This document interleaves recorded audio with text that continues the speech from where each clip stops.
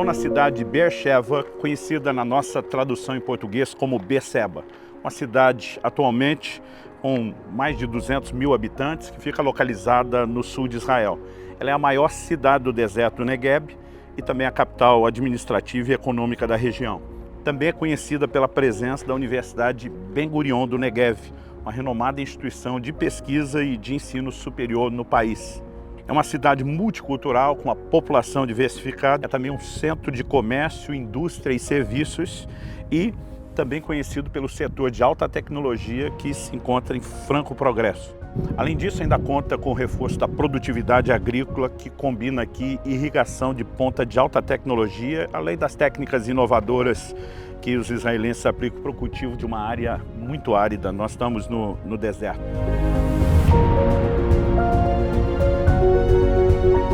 Ela abriga sítios arqueológicos como esse que estamos, que é o Tel Beersheba, onde você encontra vestígios de uma cidade israelita antiga, da época do ferro, e foi achado também alguns cacos que datam de uma data ainda muito anterior. Na Bíblia, ela é apresentada como uma cidade dos filisteus situada ao sul de Gaza, lugar onde Abimeleque, rei de Gerar, vivia.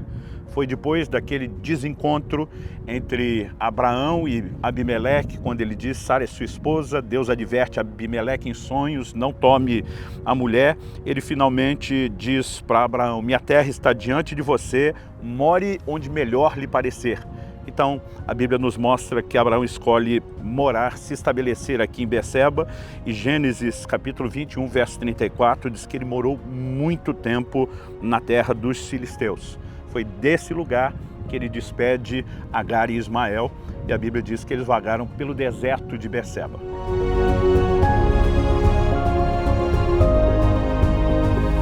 Estamos no fundo de uma cisterna da cidade antiga. Eles tinham um sistema inteligentíssimo de coleta d'água, onde não dependiam apenas da chuva, mas na época da cheia, das chuvas no inverno, eles desviavam o curso do rio para encher a cisterna, e é um sistema assim muito inteligente e interessante. A palavra de Deus nos relata em Gênesis 21, verso 33. Abraão plantou uma tamargueira em Beceba e invocou ali o nome do Senhor, o Deus eterno. Embora não saibamos onde necessariamente na cidade de Beceba Abraão tenha plantado a tamargueira, sinônimo de tamareira, uma palmeira que produz tâmaras, e onde ele tenha invocado o nome do Deus eterno, esse registro é importante. Qual é a ênfase na nomenclatura bíblica? O Senhor, Deus eterno. Jeová é o Olã. É a primeira vez que o nome de Deus recebe essa classificação, esse tipo de adjetivo. Obviamente, um dos atributos de Deus é a eternidade. Ele é um ser sem começo e nem fim. O Salmo 92 diz: antes que os montes nascessem e tu formasse a terra e o mundo, de eternidade a eternidade, tu és Deus. Antes de qualquer coisa criada pelo Criador, de eternidade a eternidade, antes e depois, ele é Deus. Mas a pergunta é, quando Abraão invoca a Deus, chamando ele pelo nome de Deus eterno, ele queria apenas enfatizar o fato de que Deus não tem começo ou não tem fim? Muitas vezes esse conceito de eternidade divina da parte de Deus é apresentado em contraste na Escritura com a brevidade da vida humana, que por sua vez se perpetua geracionalmente. Embora cada um de nós vivamos um curto período de tempo, a perpetuidade da raça se dá através da renovação geracional. E esse conceito aparece na Bíblia. Deixe-me dar dois exemplos. No Salmo 102, 12, nós lemos: Tu, porém, Senhor, permaneces para sempre, e a memória do teu nome de geração em geração. Primeiro a ênfase para sempre. De novo a mesma palavra Olã. Depois diz: a memória do seu nome de geração em geração. Então ele não apenas está reconhecendo um Deus que não tem começo ou fim, mas um Deus que continua quando cada geração dos homens termina. No Salmo 102 ainda, nos versos 27 e 28, nós lemos: Tu, porém, és sempre o mesmo, e os teus anos jamais terão fim. De novo a ideia de eternidade. Os filhos dos teus servos habitarão seguros, e diante de ti se estabelecerá a sua descendência. Então, de novo, uma continuidade da posteridade que aparece associada à ideia de um Deus cujos anos não têm fim, porque os nossos anos têm fim. Então essa declaração de que Abraão planta uma tamargueira, invoca o nome do Deus eterno, ela não pode ser entendida se for lida só de forma isolada, apenas esse versículo, né? Fora do contexto, porque na verdade ela tem tanto um contexto como uma continuação. E é um pacote de informações e por trás deles nós temos uma linha de pensamento, nós temos uma linha de raciocínio que precisa ser compreendida. Então eu gostaria de começar pela apresentação do contexto. No capítulo 21, alguns versículos antes, os versos 22 e 23, nós vemos que Abimeleque, rei de Gerar, onde Abraão havia se estabelecido, ele reconhece que Deus é com Abraão e ele pede uma aliança geracional. Quero enfatizar isso, uma aliança para as próximas gerações, que envolvia filhos e netos. Ele diz, por esse tempo, Abimeleque ficou, o comandante do seu exército, disseram a Abraão, Deus está com você em tudo o que você faz. Esse reconhecimento se dava porque no capítulo 20, quando Abraão chega em Gerar temeroso, ele manda a Sara dizer, olha, fala que você é minha irmã. E quando Abimeleque, rei de Gerar, disse, é sua irmã, está disponível, eu a quero como esposa. A Bíblia diz que Deus advertiu Abimeleque em sonhos, dizendo, não tome essa mulher como esposa porque ela tem marido. Ele responde a Deus, o Senhor sabe que foi na sinceridade do meu coração. Deus diz, sim, eu sei. E é por isso que eu estou te impedindo de pecar. Então, Deus orienta dizendo, Abraão vai orar por você. Se você não restituir a mulher, você vai morrer porque ele é profeta. E quando ele orar, as mulheres estéreis da sua casa terão a madre aberta. E o capítulo anterior termina com Abraão orando e Deus intervindo em favor daquela casa. O início do capítulo 21 começa com o nascimento de Isaac, o cumprimento da promessa. Então agora Abimeleque, acompanhado de Ficol, o comandante do seu exército, vai até Abraão e ele reconhece, nós sabemos que Deus está com você em tudo o que você faz. É indiscutível que você é homem de Deus e abençoado por ele. Então ele diz, portanto aqui nesse lugar, jure por Deus que você não enganará a mim, nem a meu filho, nem a meu neto, e que tratará a mim e a terra em que você tem morado com a mesma bondade com que eu tratei você.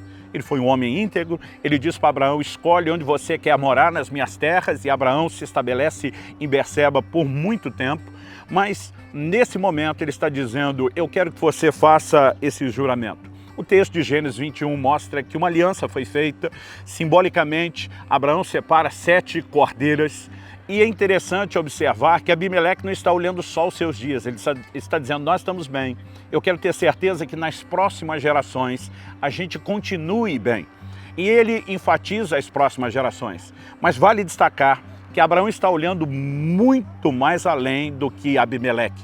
Quando ele invoca o nome do Deus eterno, ele está dizendo quando cada geração for sendo sucedida por outra e outra e outra e outra e outra, Deus, o seu plano e os seus propósitos permanecem. Interessante que ele planta uma tamargueira, ou como disse, uma tamareira. A tamareira é uma árvore de longevidade. Ela pode durar mais de 100 anos, não se consegue determinar a sua extensão, nasceu o fato de que se reconhecem que ela é de longa duração. E até o ato de Abraão, com a idade em que está, de plantar uma árvore como essa, ele está dizendo, eu quero garantir frutos não apenas para a minha geração, mas para a geração seguinte. E essa visão de continuidade geracional, ela está no coração de Abraão. É impossível, olhando o contexto bíblico, não reconhecermos isso. Por exemplo, em Gênesis, no capítulo 15, Deus já tinha dito com Abraão, a sua descendência será peregrina em terra alheia por 400 anos. Depois da 4ª geração, eu vou trazê-los de volta. Isaac, nesse momento, já havia nascido e Abraão está entendendo a palavra que Deus diz. É por meio dele que a sua descendência será chamada. Então, há esse reconhecimento. Em Hebreus, no capítulo 11, no verso 13, nós lemos a galeria dos heróis da fé. Todos esses morreram na fé, não obtiveram as promessas, mas viram-nas de longe, se alegraram com elas, confessando que eram estrangeiros e peregrinos na terra. Outra versão, em vez de viram-nas, diz saudaram-nas de longe. Eles estavam olhando além dos seus próprios dias. Eles estavam olhando as gerações futuras, porque o plano de Deus é multigeracional. Então, ao olhar esses detalhes todos somados, nós entendemos que quando junto com o plantio dessa tamareira, Abraão invoca o nome de Jeová Eolã, o Senhor, o Deus eterno, ele está enfatizando o Deus que é maior do que os seus dias, o Deus cujo propósito seguirá se cumprindo, mesmo depois da sua partida, nas próximas gerações. O entendimento dessa obra eterna e de continuidade geracional já vinha sendo construído em Abraão pelo próprio Deus. Em Gênesis 13, verso 15, o Senhor diz, porque toda essa terra que vês, eu te darei a ti e a tua descendência para sempre. De novo a palavra olã. Em Gênesis 17, 7, estabelecerei a minha aliança entre mim e ti e a tua descendência no decurso das suas gerações. Aliança perpétua, de novo olã, para ser o teu Deus e da tua descendência. Continuidade. Gênesis 17, agora de 15 a 19. Disse também Deus a Abraão, a Sarai tua mulher já não chamará Sarai, porém Sara. Abençoá-la-ei e dela te darei um filho. Sim, eu a abençoarei e ela se tornará nações, rei de povos procederão dela. Então se prostrou Abraão, rosto em terra, se riu e disse consigo, a um homem de 100 anos, há de nascer um filho, dará à luz Sara com seus 90 anos. Disse Abraão a Deus, tomara que vive Ismael diante de ti. Deus, porém, lhe respondeu, de fato, Sara, tua mulher, te dará um filho, e lhe chamarás Isaque. Estabelecerei com ele a minha aliança, aliança perpétua para a sua descendência. Então esse é o contexto. Quando olhamos para essa história, além do contexto, também temos uma continuação. Qual é a continuação? O capítulo 21 termina dizendo que Abraão invoca o nome do Deus eterno, mora muito tempo na terra dos filisteus. E o capítulo 22 começa com ênfase. Depois dessas coisas, o Senhor aparece a Abraão e lhe faz um pedido. Qual é o pedido? Ofereça seu filho em sacrifício. Depois da declaração de fé de Abraão quanto ao futuro, quanto ao plano e ao propósito de Deus, que é geracional, é que Deus pede Isaque em sacrifício. Para o pai da fé, cuja confiança em Deus e no futuro seguro do cumprimento das suas promessas já estava firme, a petição divina foi vista como?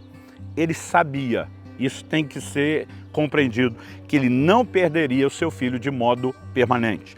Em Gênesis 22, 5, a Bíblia diz, então disse aos seus servos, quando estava a uma distância de 3 dias no Monte Moriá, então disse aos seus servos, esperai aqui com o jumento, eu e o rapaz iremos até lá e, havendo adorado, voltaremos para junto de vocês. Ele está dizendo, nós vamos e nós voltaremos.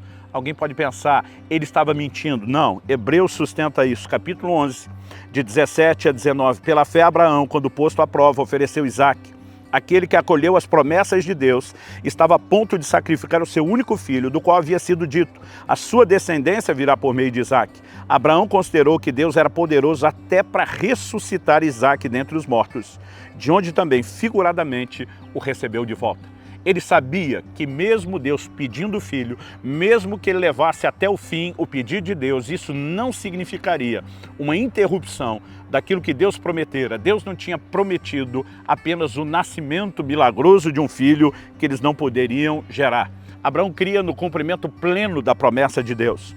Romanos 4, 20 e 21 diz que ele não duvidou por incredulidade da promessa de Deus, mas pela fé se fortaleceu dando glória a Deus, estando plenamente convicto de que Deus era poderoso para cumprir o que havia prometido. O que é que Deus prometeu?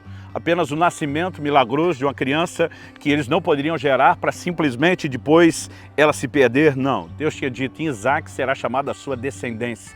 Esse garoto precisava viver, esse garoto precisava reproduzir, esse garoto precisava multiplicar-se. E Abraão sabia que Deus não contradiz a sua palavra. Ele obedece o comando de Deus sem deixar de crer que aquilo que lhe foi prometido haveria de acontecer. Eu e você também somos chamados, em Romanos capítulo 4, ali nos versos 11 e 12, a andar nas pegadas de fé de Abraão, a reproduzir o estilo de fé que ele teve. Ele cria num Deus que não pode mentir, e eu e você também devemos crer num Deus que não pode mentir. Olha o que Paulo diz em Tito 1, versos 2 e 3, escrevo na esperança da vida eterna, que o Deus que não pode mentir prometeu antes dos tempos eternos e no momento oportuno manifestou sua palavra mediante a pregação que me foi confiada por ordem de Deus, nosso Salvador. Agora, o apóstolo Paulo está usando a mesma linguagem. O Deus que não pode mentir fez promessas e essas promessas se cumprem, porque Deus tem um compromisso com a sua palavra. Qual a lição prática que nós temos dessa história? Em primeiro lugar, uma pergunta. O que a história de Abraão tem a ver com salvação? Tudo. Em Gálatas, no capítulo 3, no verso 8, Paulo diz que, tendo a Escritura previsto que Deus justificaria os gentios pela fé, pré-anunciou o Evangelho a Abraão, dizendo, em ti serão abençoados todos os povos. Em João, no capítulo 8, no verso 56, Jesus diz, Abraão, o pai de vocês, alegrou-se por ver o meu dia. Ele viu esse dia e ficou alegre. Quando Abraão viu esse dia? O verso seguinte, 57, diz que os judeus falam, você não tem 50 anos, vai dizer que você e Abraão se encontraram por aí. Jesus não falou de um encontro. Jesus disse, Abraão viu o meu dia. Quando Abraão viu esse dia? Gênesis 22 diz que quando eles estão indo em direção ao monte, Isaac, já crescido, adolescente, começa a perguntar: papai, não está faltando nada não? Nós estamos levando a lenha, o senhor está com a faca, nós temos o fogo, cadê o animal do sacrifício? A Bíblia diz, Abraão responde: Deus proverá para si o cordeiro, meu filho. Durante muito tempo eu achava que Abraão estava desconversando o garoto, até porque se sou eu o garoto e o velhinho diz: o sacrifício é você, talvez eu diria: então me pegue na corrida. E imaginar, papai está insano, né? Ficou demente, perdeu o juízo. E eu, durante muito tempo, por essa leitura pessoal, achava que Abraão estava desconversando o menino. Jesus dá um outro tom a essa conversa. Diz, ele viu o meu dia e se alegrou. O que ele estava dizendo: meu filho, não apenas você, na hora da morte, escapará da morte a qual foi sentenciada, porque é um cordeiro substituto, mas chegará o dia onde cada um de nós escapará da morte a qual foi sentenciado, porque é um cordeiro conhecido antes da fundação do mundo. Há um paralelo do plano de redenção. E quando eu olho para a responsabilidade que Abraão tinha, não era apenas crer, mas era garantir que essa visão de continuidade geracional fosse perpetuada. E a Bíblia vai falando como essa fé vai sendo transmitida geração após geração, em Hebreus, no capítulo 11. Em Gênesis 18, 19, a Bíblia diz que Deus o escolheu para que Abraão ensinasse os seus filhos, a sua casa depois dele. Essa continuidade, ela se daria até que a obra redentora do Deus eterno fosse consumada. Nessa visão de perpetuação do propósito de Deus, nós precisamos entender que isso acontece através de preparar as próximas gerações. O Salmo 78, dos versos 2 a 7, diz: abrirei os meus lábios para proferir parábolas e publicarei enigmas dos tempos antigos. Vale ressaltar que Mateus 13:35 apresenta esse salmo como uma profecia messiânica ligada a Cristo, ao seu ministério de ensino. Na sequência nós lemos: o que ouvimos e aprendemos, o que nossos pais nos contaram, não encobriremos a seus filhos. Contaremos à geração vindoura os louvores do Senhor, o seu poder, as maravilhas que fez. Ele estabeleceu um testemunho em Jacó, instituiu uma lei em Israel e ordenou aos nossos pais que o transmitissem a seus filhos, para que a nova geração os conhecesse e que os filhos que ainda hão de nascer se levantassem e, por sua vez, os contassem aos seus descendentes, para que pusessem a sua confiança em Deus e não se esquecessem dos feitos de Deus, mas lhe observassem os mandamentos. Você vê quantas gerações são mencionadas na comunicação da palavra, e a palavra não apenas que vigorou no passado, mas aquela que seria perpetuada pela boca de Cristo. O Salmo 22, 30 e 31 diz: a posteridade o servirá, e se falará do Senhor a geração vindoura. Virão e anunciarão a justiça dele. Ao povo que há de nascer contarão que foi ele quem o fez. Eu concluo dizendo a você que a visão bíblica da criação de filhos precisa ser devidamente entendida e praticada. Nós precisamos entender que o melhor ambiente de evangelismo e discipulado para todo cristão começa na sua casa. Em Efésios, no capítulo 6, no verso 4, a Bíblia diz: e vocês, pais, não provoquem seus filhos à ira, mas tratem de criá-los na disciplina e na admoestação do Senhor. Criação de filhos não visa formar apenas bons cidadãos para essa vida terrena, visa formar cidadãos para os céus. Como pais, precisamos entender a responsabilidade de transmitir a palavra e uma visão de continuidade do propósito de Deus, não apenas de uma experiência pessoal, mas do estabelecimento do plano redentor, até que se consuma e possamos desfrutar Deus por toda a eternidade. Por trás dessa invocação do nome do Deus eterno de Abraão, nós temos uma linha de raciocínio bíblico que nos remete a um entendimento que deve ser fortalecido nos nossos corações. Que Deus nos ajude não apenas a compreender, mas a corresponder com a sua palavra. Nos próximos minutos, nós teremos uma conversa de aplicação prática dessas verdades. Ao que aprendemos com essa palavra ministrada envolvendo Abraão, que invoca o Deus eterno, é a visão de continuidade geracional. Nenhum de nós deve buscar Deus visando apenas a si mesmo ou sua própria geração, mas sempre agindo como os patriarcas. A Bíblia diz que eles saudaram de longe as promessas pela fé, porque elas não se cumpririam não de forma plena nos seus dias.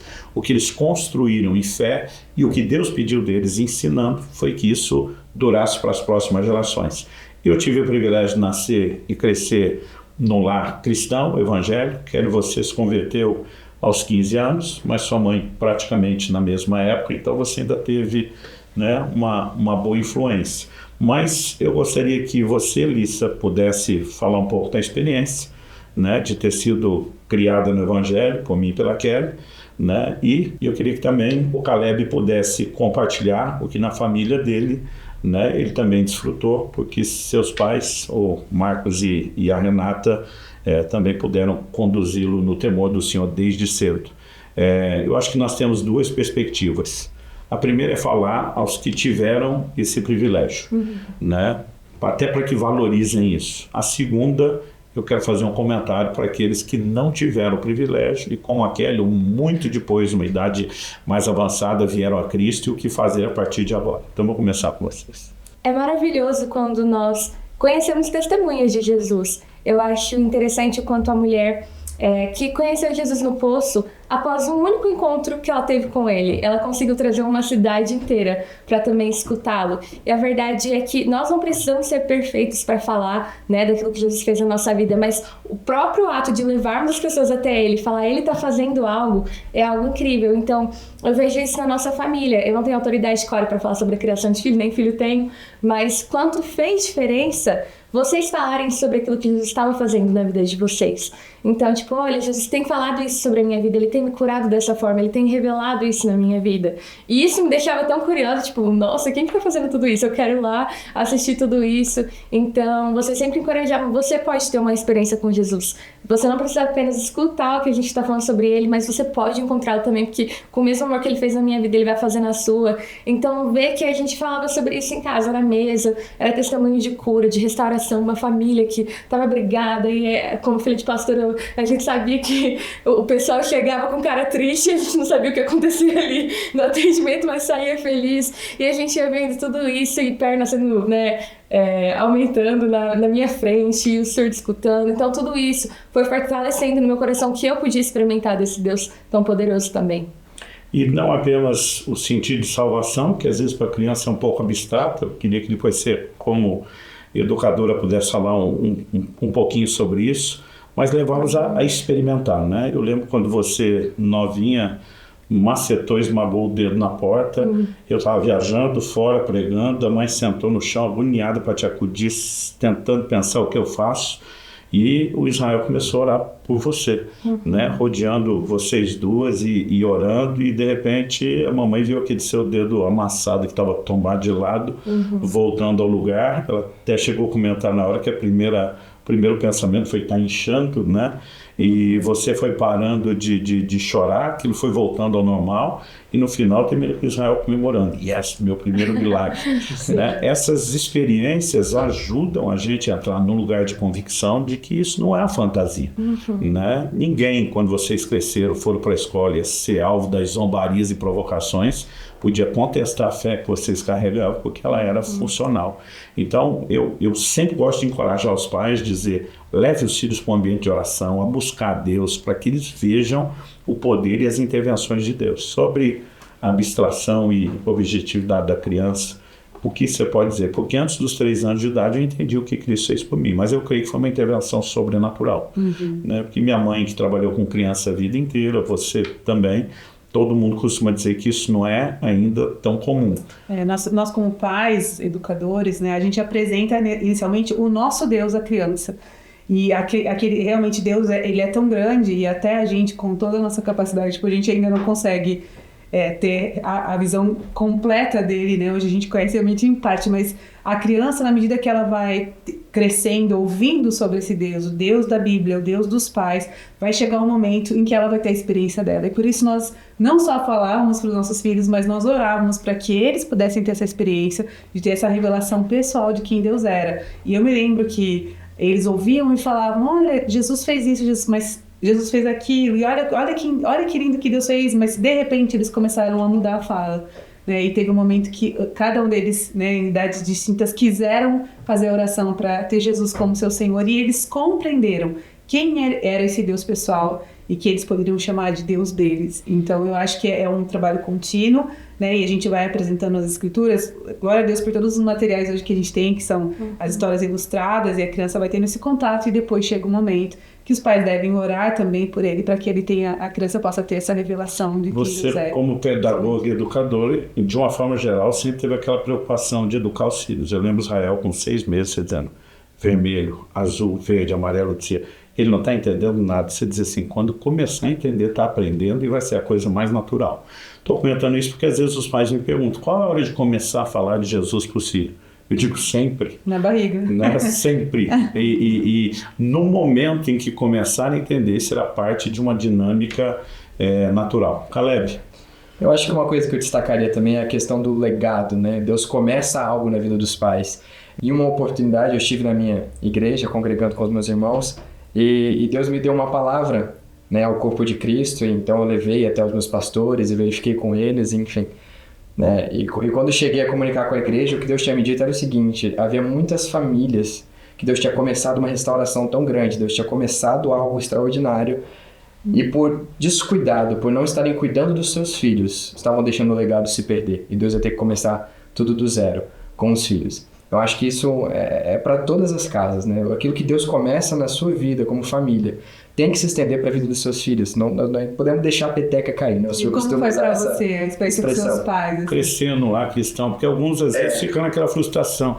Eu queria ter aproveitado o mundo, pecado, convertido, e como fosse uma coisa boa, né? Tá no mundo e no pecado, e ruim tá servindo a Deus. Eu não sei se sou só eu, mas crescendo filho de pastor dentro da igreja, eu acredito que não seja só eu. Mas eu já pensei, como que seria se eu tivesse no mundo? Será que seria melhor do que o que eu tenho vivido aqui? E eu me lembro de um tripé, assim, muito grande, que me mantinha firme, na verdade, que era os princípios bíblicos que meus pais me ensinavam desde pequeno. Isso me dava um senso do que era bom, do que era ruim, certo e errado. Mas também a minha experiência com Deus, conforme eu fui crescendo e fui tendo as minhas experiências com Deus, isso foi me afirmando a minha fé, reafirmando a minha fé. A integridade dos meus pais. Eu acho que esse é um exemplo que as pessoas têm deixado para lá. Sabe, ensino Talvez o princípio... seja o que mais sabota a mensagem, é a falta de coerência, né? Eu consegui aprender com os meus pais vivendo aquilo que eles falavam para mim. Então eu enxergava meu pai dizendo, filho, você precisa ler a Bíblia. Mas eu enxergava ele lendo. Eu enxergava meu pai falando assim, filho, você precisa se arrepender, você é muito orgulhoso. Então depois ele pedindo perdão para nós, para minha mãe. E ele falando, olha, eu fui orgulhoso, olha, Deus está tratando meu orgulho. Então eu enxergava que na mesma medida com que eu era disciplinado, ele também era, por causa de Deus. Os valores eram para todo mundo. Para todo mundo. Para você que não nasceu num lar cristão e às vezes pensa, puxa, eu não tive nada disso. Eu gosto sempre de compartilhar uma história, um testemunho, e eu encerro com isso. Meu pai, perdeu o pai dele com 12 para 13 anos de idade, mais ou menos. O pai dele se suicidou, ele cresceu numa família disfuncional, mas quando se converteu e ouviu que Deus tinha um plano para a família, ele tomou a decisão. Qual foi a decisão? Eu posso não ter tido ou vivido nada disso, mas a partir de mim muda. Por causa da decisão dele, não apenas ele na sua geração foi beneficiado, mas eu e meus irmãos fomos beneficiados. Meus filhos, você e seu irmão foram beneficiados, né? Meus netos já estão sendo beneficiados. Os que Israel deu, que vocês estão casados há pouco tempo e ainda não chegaram lá, mas vão chegar em nome de Jesus. Então, nós precisamos, em vez de lamentar o que não tivemos, escolher deixar um legado. Alguém tem que tomar iniciativa, alguém tem que virar o jogo. E se você não experimentou antes, decida ser quem vai deixar, em vez de apenas lamentar e não passar nada adiante. Que Deus nos dê graça para vivermos a continuidade geracional e dessa forma honrarmos seu nome e expandirmos seu reino. Amém.